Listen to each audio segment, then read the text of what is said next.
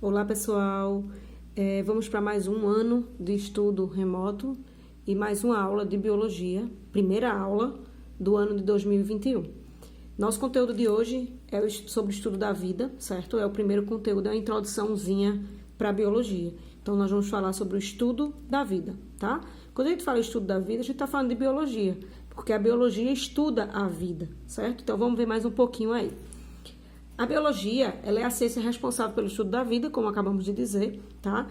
E o nome biologia, ele vem do grego, onde bios quer dizer vida e logos quer dizer estudo, certo? Então, biologia é o estudo da vida, ok? Vamos lá descobrir aí como surgiu, como é que aconteceu. Então, vejam, a biologia surge como ciência só no século XVIII, tá? Por quê?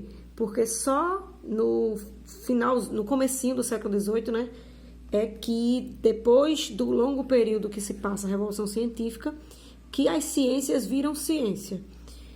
Quando ela passa a ser ciência, é porque ela passa a ser um estudo organizado, tá? Onde ela passa por um método que a gente chama de método científico. Nós veremos essa aula um pouquinho mais à frente, tá bom?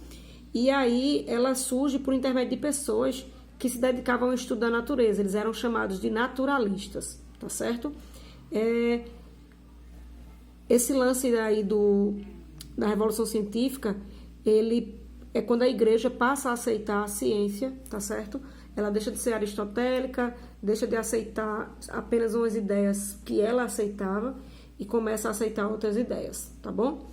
Como toda ciência, a biologia usa ferramenta, né, como ferramenta o método científico, e esse método científico ele vai auxiliar todas as descobertas científicas, tá? Qualquer invento, qualquer pesquisa feita, hoje a gente usa o método científico, tá bom? E ele vai auxiliar nas respostas para melhorar nossas condições de vida, tá bom? Outra coisa, a biologia estuda a vida em seus mais variados aspectos. Então, ela não vai estudar só o ser vivo, ela vai estudar o ser vivo como um todo. Então, ela vai ver tudo que é importante para manter a vida desse ser vivo, tá certo? E aí, que aspectos são esses, tá? Que vão ser importantes para manter a vida.